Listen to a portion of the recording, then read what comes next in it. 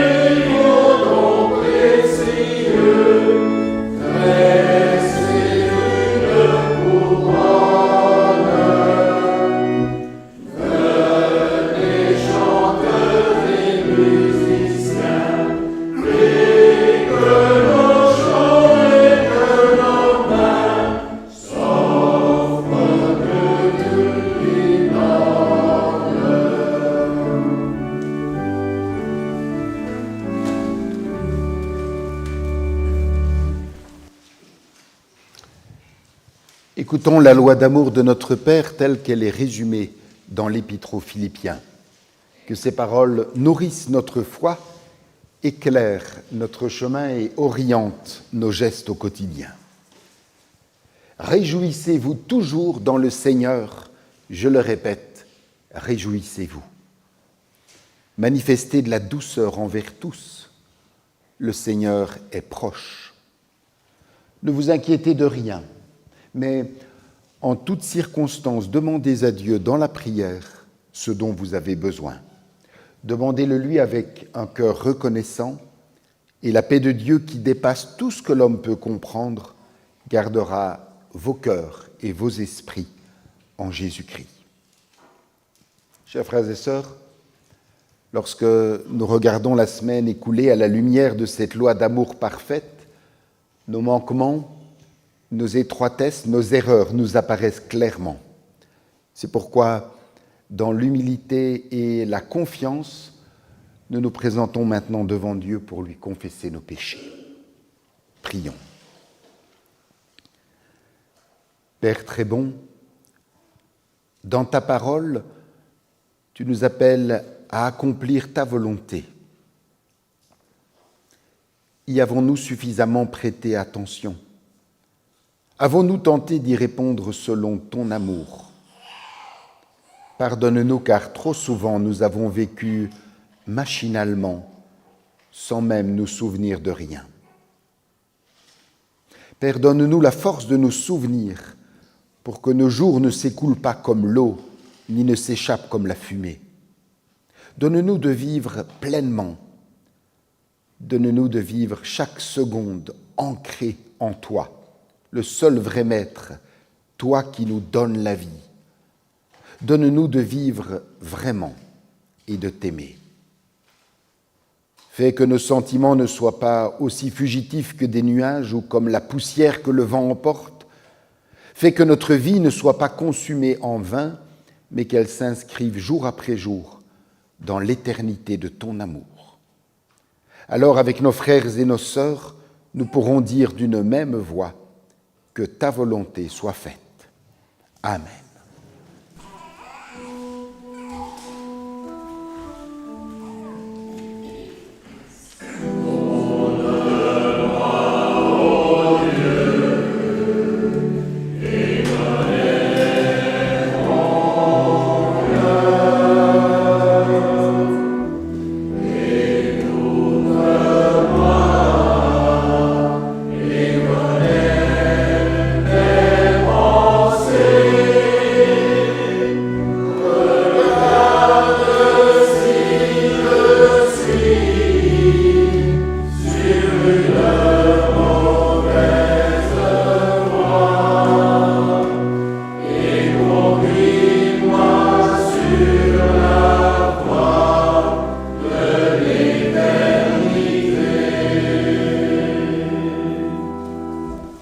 Levons-nous pour recevoir le pardon de Dieu.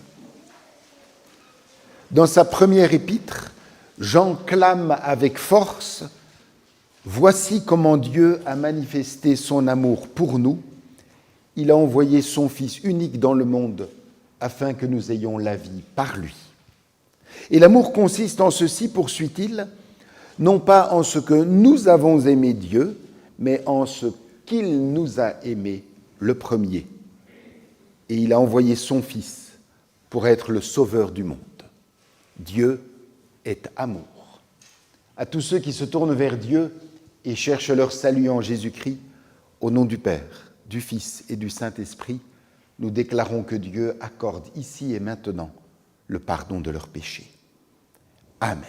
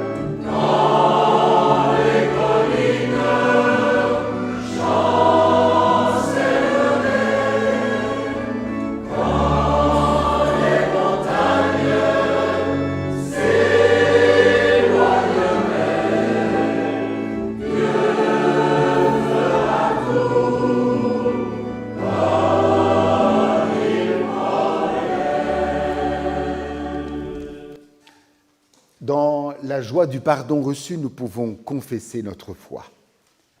Nous croyons en Dieu. Il est présent dans nos vies, il nous rassemble et il se révèle là où nous ne l'attendons pas, dans l'imprévu et l'inattendu. Mais il se révèle aussi là où, depuis longtemps, nous l'attendions sans le voir. Nous croyons que Dieu ne se laisse pas enfermer, ni dans nos institutions, ni dans nos définitions. Nous croyons qu'il nous relève, qu'il nous libère, qu'il nous donne la force d'agir dans le monde qu'il a créé. Nous croyons en Jésus-Christ. Il vient à notre rencontre sur le chemin de nos jours. Nous croyons qu'il marche à nos côtés, qu'il nous parle et nous répond au cœur même de nos existences. Nous croyons en l'Esprit Saint. Il souffle sa présence sur nos fragilités comme dans la beauté de nos vies. Il nous éclaire, nous façonne et nous guide dans ce monde que Dieu a confié à notre soin, dans l'attente active de la nouveauté du royaume. Nous croyons que le salut est offert à tous, sans distinction, et que, au beau milieu de cette vie, à la fois si belle et si compliquée, le salut s'annonce comme une promesse. Nous croyons que cette bonne nouvelle donne à chaque être humain une dignité irrévocable et le courage de vivre du premier au dernier souffle. C'est ce que nous croyons fermement. Amen.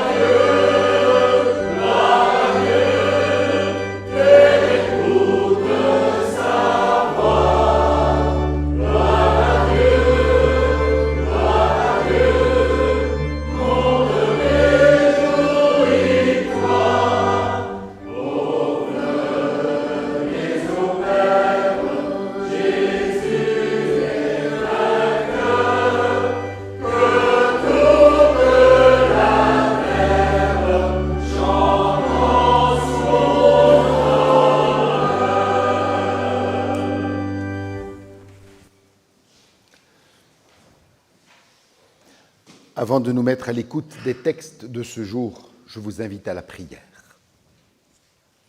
Seigneur, quand le bruit du quotidien étouffe ta voix, quand nos soucis bavards éclipsent tes promesses, quand la vie nous bouscule, réveillons-nous le goût de ta parole. Seigneur, quand l'essentiel nous échappe dans la course des jours, et quand nos yeux ne perçoivent plus que des ombres passagères, aiguise notre regard et fais briller ta présence. Par ton esprit, ouvre nos oreilles et nos cœurs à la parole qui vient, qu'elle soit pain pour notre route, force pour aujourd'hui, espérance pour demain. Amen. Notre première lecture se trouve dans le livre de la Genèse. Nous écoutons au chapitre 15 les 6 premiers versets. Genèse 15, à partir du verset 1er. Le Seigneur apparut à Abraham et lui dit « N'aie pas peur, Abraham. Je suis ton bouclier et je te donnerai une grande récompense. » Abraham répondit « Seigneur mon Dieu, que me donneras-tu ? Je suis sans enfant, tu ne m'as pas accordé de descendant. Mon héritier, Celui qui recevra mes biens, c'est Eliezer de Damas, un membre de ma maisonnée? Non, dit le Seigneur. Ce n'est pas lui qui sera ton héritier, mais un fils qui sera né de toi. Puis, il fit sortir Abraham de sa tente et lui dit, « Observe les cieux et compte les étoiles si tu y arrives. » Et il ajouta, « Comme elles, tes descendants seront innombrables. » Abraham eut confiance dans le Seigneur. C'est pourquoi le Seigneur le considéra comme juste.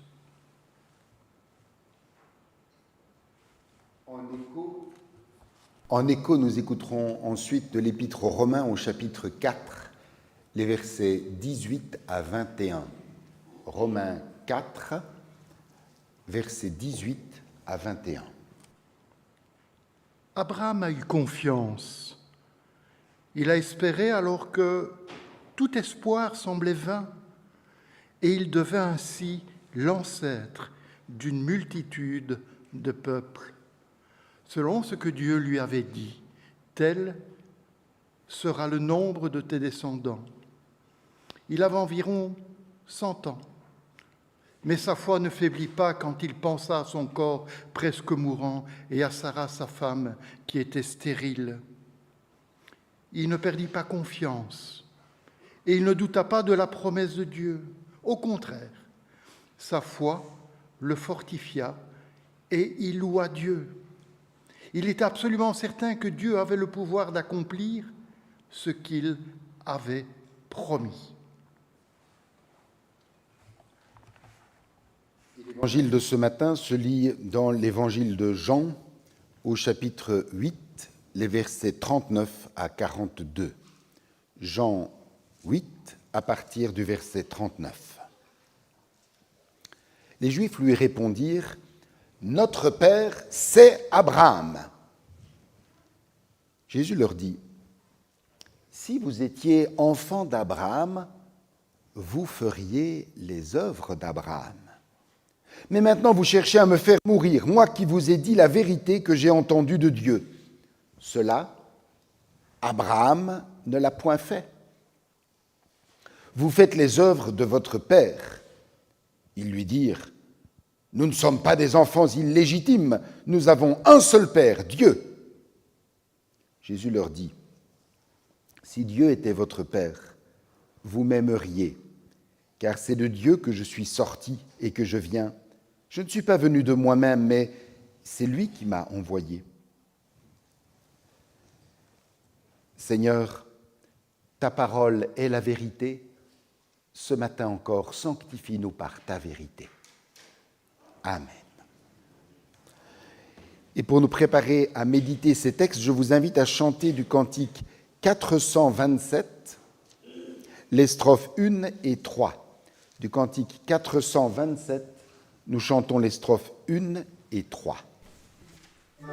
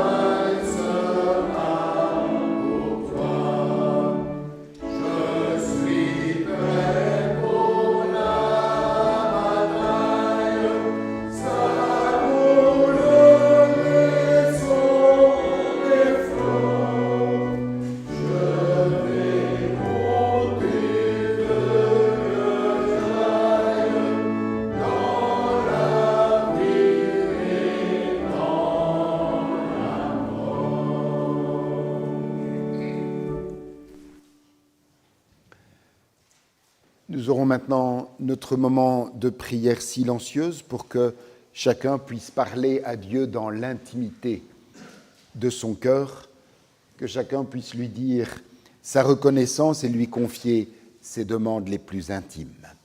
Que ce temps de silence soit pour chacun et chacune de nous un lieu de rencontre profonde avec Dieu.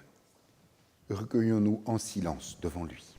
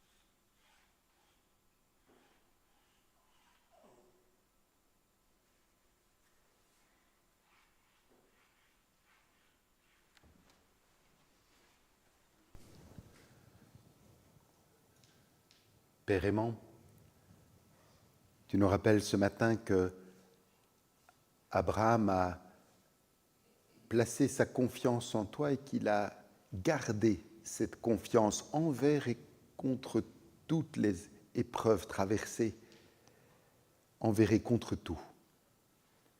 Donne-nous à nous aussi cette même confiance solide. Merci Père aimant pour la joie que tu nous renouvelles semaine après semaine en nous offrant la possibilité de nous retrouver ensemble dans ta maison pour marquer une halte dans la course effrénée de notre vie de tous les jours pour nous recentrer, nous ressourcer, nous reposer en toi. Père, merci pour ta présence au milieu de nous et merci aussi pour la communion invisible mais forte que tu nous permets de vivre avec ceux et celles qui te célèbrent avec nous en ce moment sur notre chaîne. Ô notre Dieu, dans la joie d'être réunis en ta présence, nous te présentons tous ceux et toutes celles qui passent par l'épreuve, qui souffrent de quelque nom que s'appelle leur souffrance, qu'elle soit physique, psychique, morale. Toi, mieux que quiconque, tu sais ce dont chacun a besoin maintenant. Veuille, nous t'en prions, étendre ta main et bénir. Accorde à chacun ce dont il a besoin pour continuer à marcher confiant et serein sur ton chemin. Père, comme chaque dimanche, inlassablement, nous te prions pour tous ceux et toutes celles qui ont choisi de ne pas répondre à ton appel, qui ont décidé de te mettre en sourdine dans leur vie. Garde-les, nous t'en prions. Là aussi, tu connais leurs raisons mieux que quiconque, mieux qu'eux-mêmes souvent. Veuille, nous t'en prions, travailler leur cœur et leur permettre de découvrir ou redécouvrir combien la vie peut prendre du volume et trouver un relief neuf quand elle est vécue avec toi et pour toi. Donne-nous dans nos contacts avec eux d'être déjà par notre manière d'être, notre attitude, d'humbles témoins de ton amour. Maintenant que nous allons ensemble nous pencher sur ta parole pour tenter d'en tirer des lignes de conduite pour notre vie de tous les jours, éclaire notre esprit et ouvre notre cœur, afin que nous comprenions ce que tu as à nous dire et qu'une fois comprise, ta parole puisse vraiment s'enraciner en nous. C'est la grâce que nous te demandons dans le nom de ton Fils, notre frère Seigneur et Sauveur Jésus-Christ. Amen.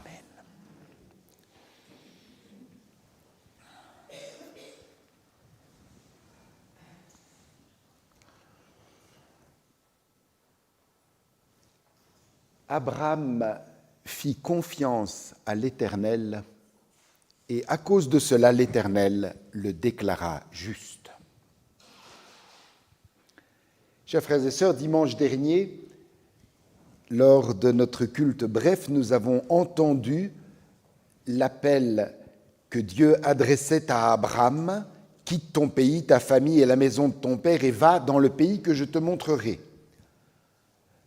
Nous avons, dimanche dernier, découvert un Dieu vivant qui appelle, qui choisit, qui bénit et qui déroute. Et Abraham avait répondu à cet appel. Oui, Abraham s'est levé, il est parti, il a quitté ses repères, ses sécurités, son monde connu pour marcher avec Dieu. Mais la marche de la foi ne s'arrête pas au premier pas. Il est relativement facile de répondre à un appel dans l'élan du moment. Ce qui est beaucoup plus difficile, c'est de continuer à croire lorsque les promesses tardent à s'accomplir. Et c'est précisément là que nous retrouvons Abraham dans notre lecture de ce matin. Les années ont passé, le désert a vu passer les saisons, les promesses de Dieu sont toujours là, mais rien ne semble bouger. Entre l'appel de Dieu et l'accomplissement de la promesse, il y a parfois de longues années. Les cheveux ont blanchi, le corps s'est fatigué et la promesse semble comme suspendue. Alors commence un combat intérieur. Ce combat, c'est celui que nous connaissons tous un jour ou l'autre, ce combat entre la promesse de Dieu et ce que nos yeux voient. Abraham vit ce combat intérieur, il regarde sa vie, il voit son âge, la stérilité de Sarah, et il en arrive à une conclusion très humaine. Puisque Dieu ne réalise pas sa promesse, il faut trouver une solution. Il propose donc à Dieu que son serviteur Éliézer devienne son héritier. Chers frères et sœurs, ce raisonnement est logique, c'est raisonnable, mais il repose sur une erreur profonde. Que fait Abraham ?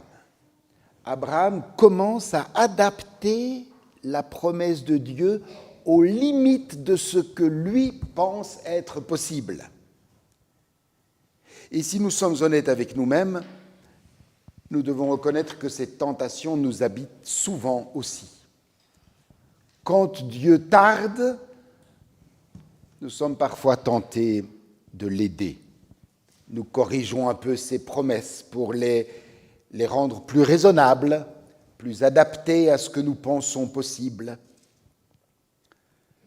Mais dans le texte de la Genèse, la réponse de Dieu est immédiate.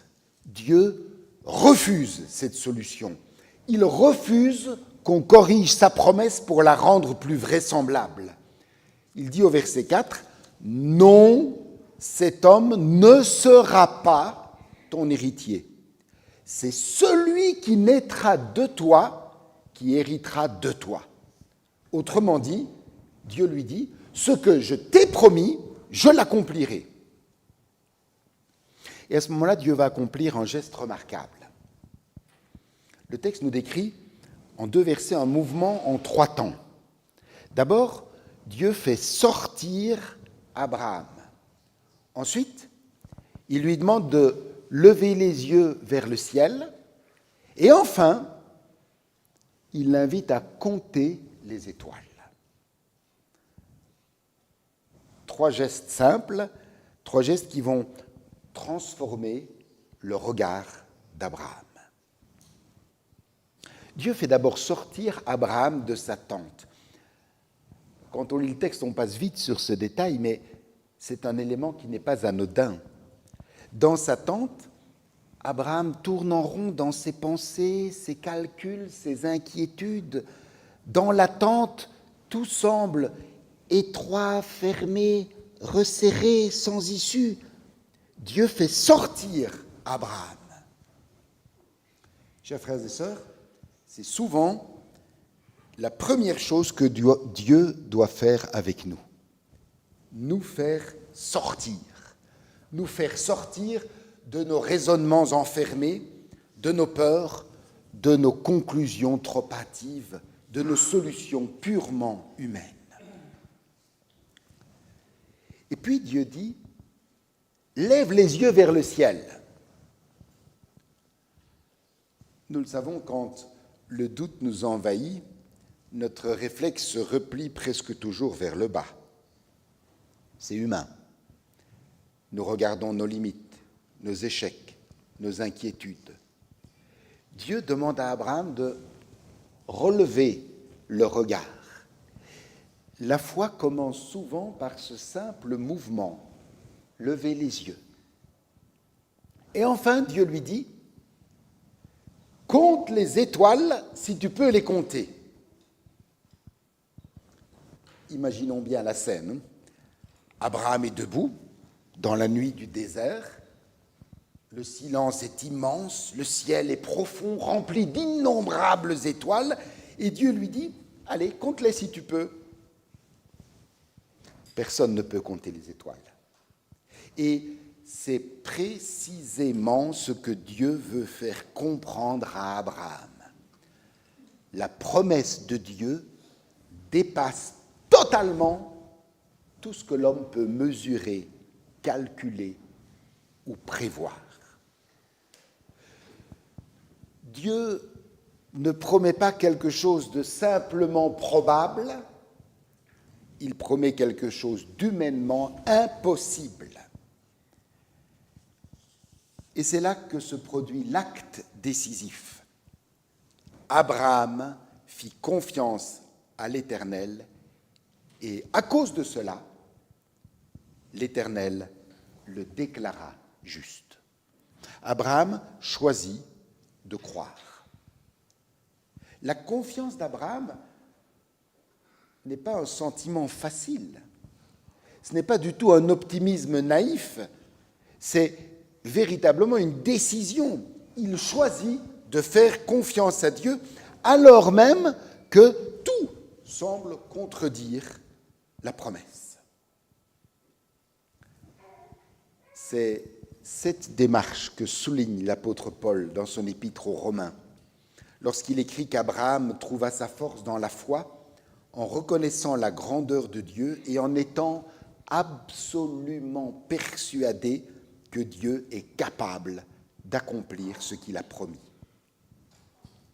Paul nous montre que la foi devient une force, pas parce qu'elle supprime les difficultés, mais parce qu'elle nous ancre dans la fidélité de Dieu. Chers frères et sœurs, si nous sommes honnêtes avec nous-mêmes, nous savons que ce combat d'Abraham est aussi le nôtre. Il arrive que notre foi soit fatiguée de prier sans voir de réponse, fatiguée d'espérer sans voir de changement, fatiguée de croire quand la réalité semble dire le contraire. Et dans ces moments-là, la tentation est grande d'adapter la promesse de Dieu à la réalité, de réduire un peu notre espérance, de chercher des solutions purement humaines. Mais Dieu continue de nous dire aujourd'hui ce qu'il disait à Abraham. Lève les yeux. La foi ne consiste pas à nier la réalité, mais la foi consiste à refuser que la réalité ait le dernier mot sur la promesse de Dieu. Des siècles plus tard, Jésus reprend cette question d'Abraham et il va la poser à ceux qui se déclarent ses enfants. Les Juifs lui disent « Nous sommes les enfants d'Abraham ». Mais Jésus répond « Si vous êtes les enfants d'Abraham, faites les œuvres d'Abraham. » Autrement dit, on ne devient pas enfant d'Abraham par un titre, une tradition, une appartenance religieuse. On devient Abraham en vivant la même foi qu'Abraham. Cette parole nous concerne chacun, chacune, directement. Car il peut nous arriver à nous aussi de nous reposer sur un titre, chrétien. Ah, un nom ancien, un nom respectable, chrétien. Mais la question que l'Évangile nous pose est beaucoup plus profonde. Chrétien, oui, mais la foi d'Abraham habite-t-elle réellement notre vie? En clair, quand les promesses de Dieu tardent, osons-nous continuer à faire confiance? Quand les circonstances deviennent obscures, continuons-nous à lever les yeux? Quand tout semble limité, croyons-nous encore que Dieu peut, aujourd'hui, accomplir l'impossible? Alors la foi d'Abraham n'était pas une foi parfaite. Oui, elle a connu des hésitations, des doutes et même des erreurs, mais la foi d'Abraham avait une caractéristique essentielle. Abraham revenait toujours à la promesse de Dieu. Il revenait toujours à la promesse de Dieu et c'est cela que la Bible appelle la justice. Abraham fit confiance à l'Éternel et à cause de cela, l'Éternel le déclara juste. Souvenons-nous que dans la Bible, le juste n'est pas celui qui réussit tout, le juste n'est pas celui qui ne doute jamais. Le juste, c'est celui qui choisit de s'appuyer sur Dieu. La justice d'Abraham ne vient pas de sa perfection, elle vient de sa confiance. La promesse faite à Abraham n'a jamais disparu. Elle traverse toute l'Écriture. Et en Jésus-Christ, Dieu a montré une fois pour toutes qu'il tient parole. Chers frères et sœurs, la foi nous invite aujourd'hui à poursuivre le même chemin qu'Abraham. Souvenons-nous des 3 mouvements. Nous aussi, nous sommes invités à sortir de nos enfermements, à lever les yeux vers Dieu et à accepter de croire la promesse de Dieu et de croire que cette promesse de Dieu dépasse largement tout ce que nous sommes capables de mesurer. Oui, la foi ressemble parfois à quelqu'un qui marche dans la nuit, non pas parce qu'il voit la route, mais parce qu'il connaît celui qui marche devant. Et celui qui marche devant nous, il tient toujours parole. Chers frères et sœurs, cette semaine, peut-être que certains d'entre nous traverseront encore une nuit. Une question sans réponse, une attente qui dure, une prière qui semble suspendue. Alors, à ce moment-là, souvenons-nous de cette scène du désert. Et soyons assurés que Dieu continue de dire à ses enfants, « Sors de ta tente, lève les yeux et regarde les étoiles. Je peux faire bien plus que ce que tu imagines. » Emportons avec nous ce verset de la Genèse, chapitre 15, verset 6. « Abraham fit confiance à l'Éternel et à cause de cela, l'Éternel le déclara juste. » Les promesses de Dieu ne se mesurent pas à nos calculs, elles se reçoivent tout simplement dans la foi. Amen.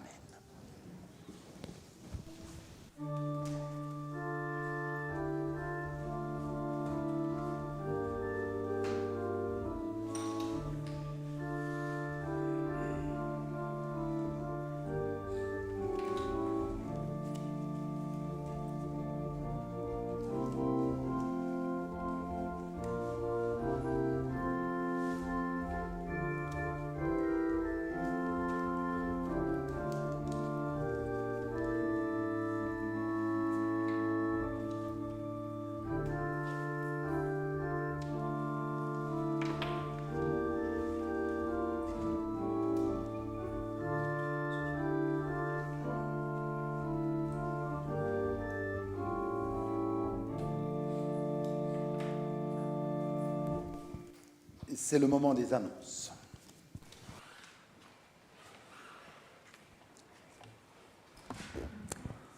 Mercredi à 19h, il y aura la réunion de la Croix-Bleue. À jeudi, dès 8h30, les diacres seront au pavillon pour distribuer les colis alimentaires. Vendredi à 18h30, c'est la réunion du cercle de jeunes. Samedi à 9h, c'est l'assemblée de district, ça concerne les délégués uniquement.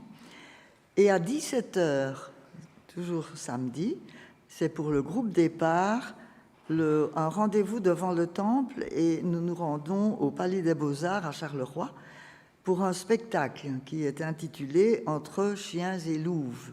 Nous découvrirons ce qui se cache là derrière. Alors dimanche à 9h, nous aurons la répétition de la chorale et à 10h, notre culte habituel. Alors on me demande de dire qu'il y a encore la possibilité de commander des lasagnes à Brigitte au profit du camp du groupe de jeunesse régional dans le Jura pour cet été. Et c'est 10 € la portion de lasagne.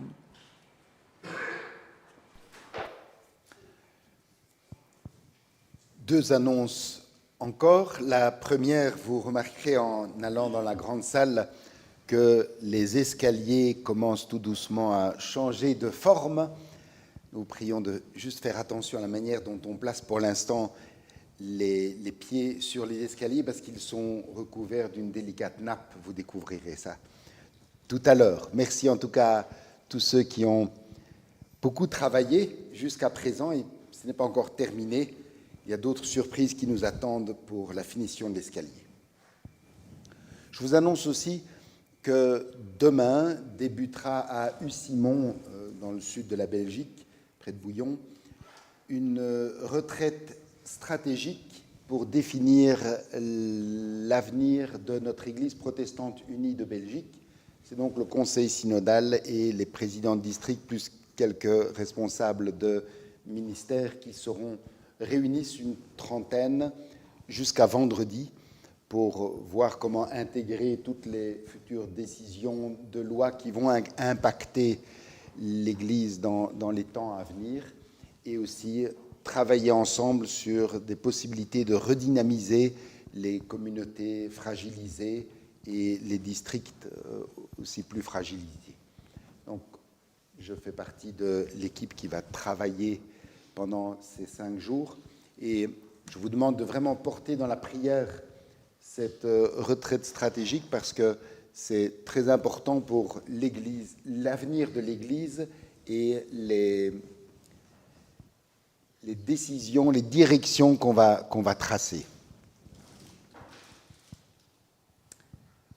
Le psalmiste disait « Que rendrons-nous au Seigneur? Tous ses bienfaits sont sur nous. » L'offrande que nous apportons maintenant est le signe visible de notre foi au Christ vivant, un signe de reconnaissance, un acte de foi. Et pendant que notre offrande sera recueillie, nous chanterons les 3 premières strophes du cantique 621. Du cantique 621, nous chantons les 3 premières strophes.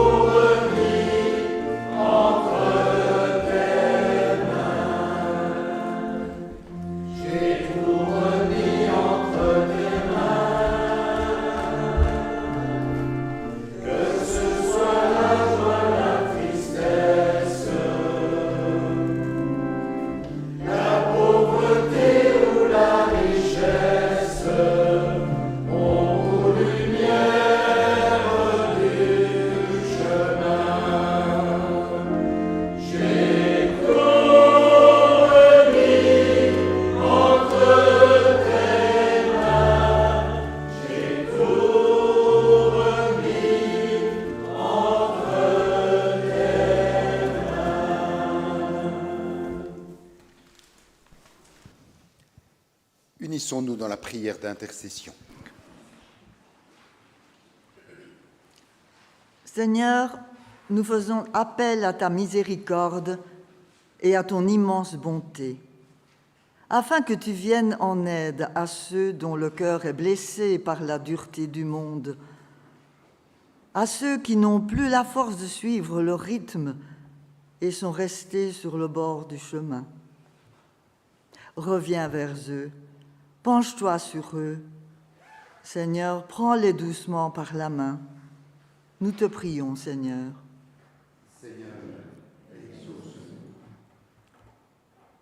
Seigneur, nous faisons appel à ta miséricorde et à ton immense bonté, afin que tu donnes le repos à ceux dont le cœur est fatigué et le corps usé par les années.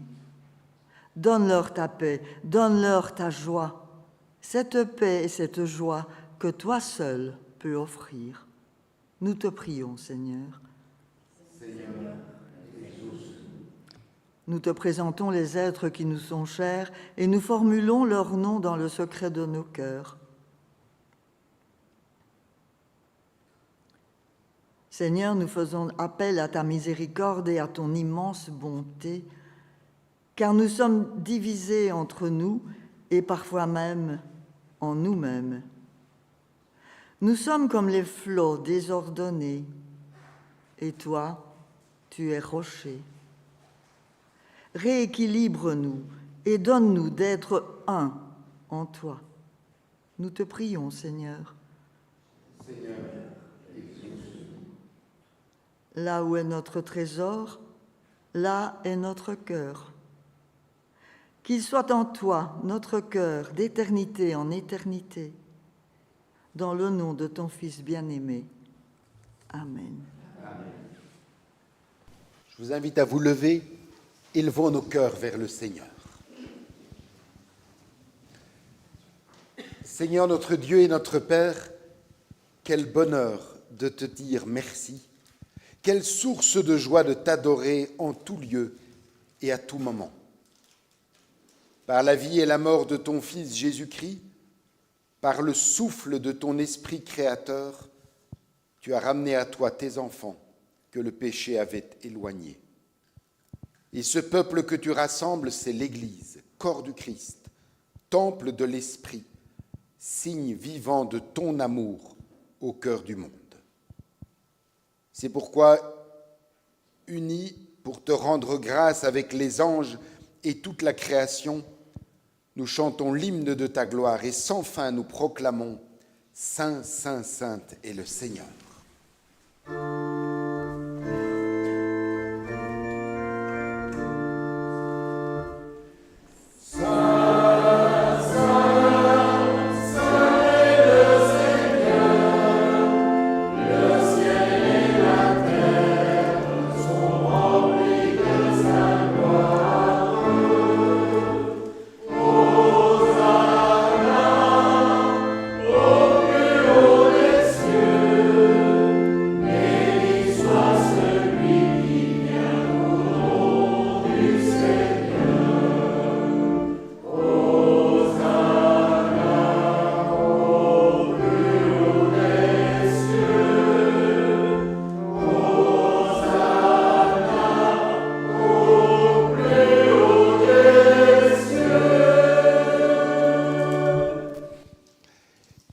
Écoutons comment notre Seigneur Jésus-Christ a institué ce repas auquel nous allons participer ensemble. Dans la nuit où il fut livré, Jésus prit du pain et après avoir rendu grâce, il le rompit, le donna à ses disciples en disant « Prenez, mangez, ceci est mon corps qui est donné pour vous. Faites ceci en mémoire de moi. » De même, après le souper, Jésus prit la coupe. Et après avoir rendu grâce, il la leur donna en disant « Buvez-en tous. Ceci est mon sang, le sang de l'alliance nouvelle, répandu pour vous en rémission des péchés. Faites ceci en mémoire de moi. » Ainsi, toutes les fois que vous mangez de ce pain et que vous buvez de cette coupe, vous annoncez la mort du Seigneur jusqu'à ce qu'il vienne. Prions. Père saint et juste, toi qui connais les cœurs, purifie-nous et renouvelle en nous ton pardon et ta grâce. Fais-nous vivre de la vie du ressuscité, qu'il demeure en nous et nous en lui. Envoie sur nous ton Saint-Esprit, afin qu'en recevant ce pain et cette coupe, il nous soit donné de communier au corps et au sang de notre Seigneur Jésus-Christ. Car c'est par lui que tu crées, que tu sanctifies, que tu vivifies, que tu bénis et que tu nous donnes tous les biens. Comme les épis jadis s'éparent dans les campagnes et comme les grappes dispersées sur les collines sont maintenant réunies sur cette table, dans ce pain et dans ce vin, qu'ainsi, Seigneur, toute ton Église soit bientôt rassemblée des extrémités de la terre dans ton royaume. Viens, Seigneur Jésus. Amen.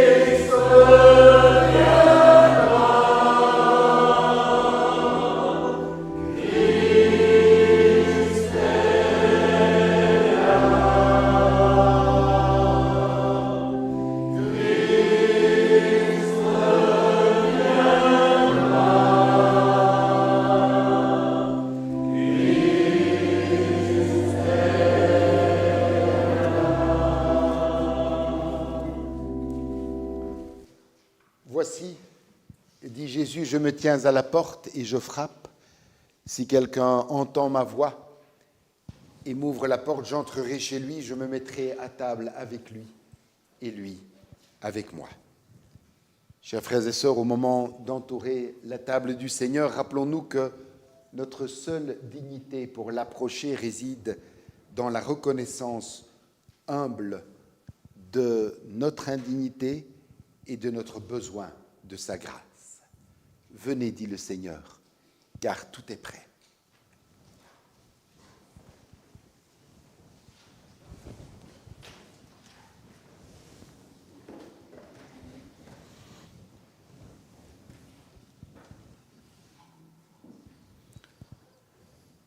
Le pain que nous rompons est la communion au corps de notre Seigneur Jésus-Christ qui était donné pour nous.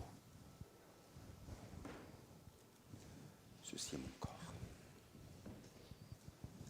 Ceci est mon corps.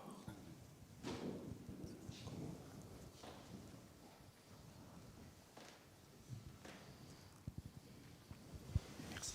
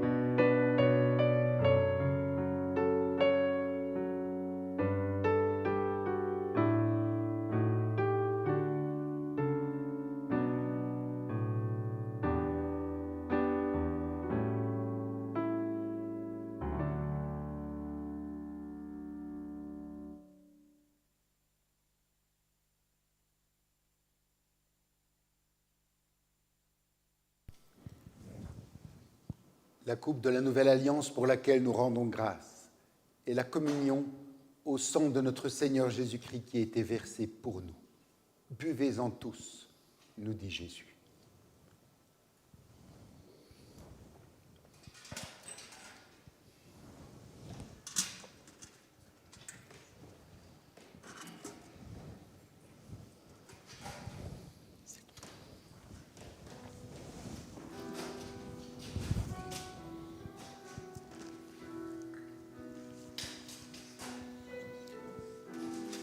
Heureux ceux qui sont intègres dans leur voie, qui marchent selon la loi de l'Éternel.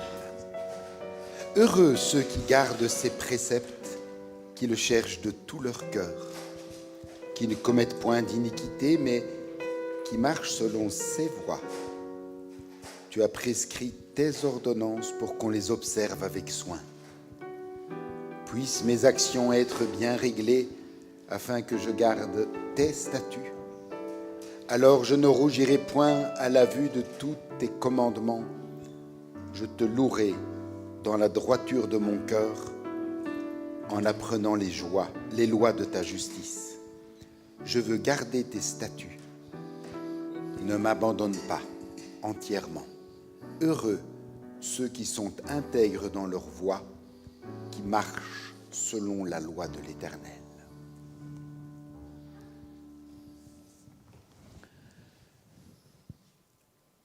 Pour la douceur et la force de ton pardon, pour la brûlure et la vérité de ta parole, pour l'unité que tu nous donnes dans ton repas. Béni sois-tu, Seigneur. Pour ta présence qui éclaire notre route, pour ta promesse qui transforme la mort en vie, pour ta paix qui traverse nos jours, béni sois-tu, Seigneur. Pour la mission que tu nous confies, pour l'espérance que tu nous charges de porter et pour ton amour qui nous unit à toute l'humanité, béni sois-tu, toi qui nous bénis. Et pour rassembler toutes les prières que nous avons prononcées, celles que nous avons chantées, celles qui sont restées au plus profond de notre cœur, nous disons d'une même voix, Notre Père, qui es aux cieux, que ton nom soit sanctifié, que ton règne vienne, que ta volonté soit faite sur la terre comme au ciel. Donne-nous aujourd'hui notre pain de ce jour. Pardonne-nous nos offenses, comme nous pardonnons aussi à ceux qui nous ont offensés. Et ne nous soumets pas à la tentation, mais délivre-nous du mal. Car c'est à toi qu'appartiennent le règne, la puissance et la gloire, au siècle des siècles. Amen. Allez confiants dans la paix du Seigneur.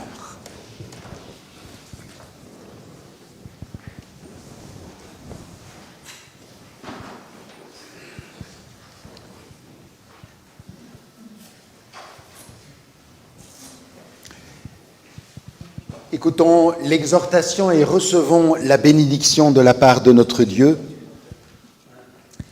Chers frères et sœurs, souvenons-nous que Dieu continue aujourd'hui de dire à ses enfants, sors de ta tente, lève les yeux et regarde les étoiles. Je peux faire bien plus que ce que tu imagines.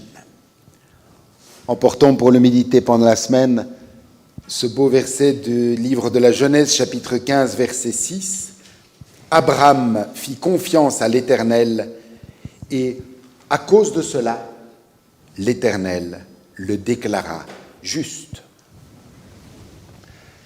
Que la grâce de notre Seigneur Jésus-Christ, l'amour éternel de Dieu notre Père et la force de l'Esprit Saint vous enveloppent, vous inspirent et vous guident, vous et vos proches, où qu'ils soient, aujourd'hui, demain et jusqu'au bout du chemin. Amen. Amen.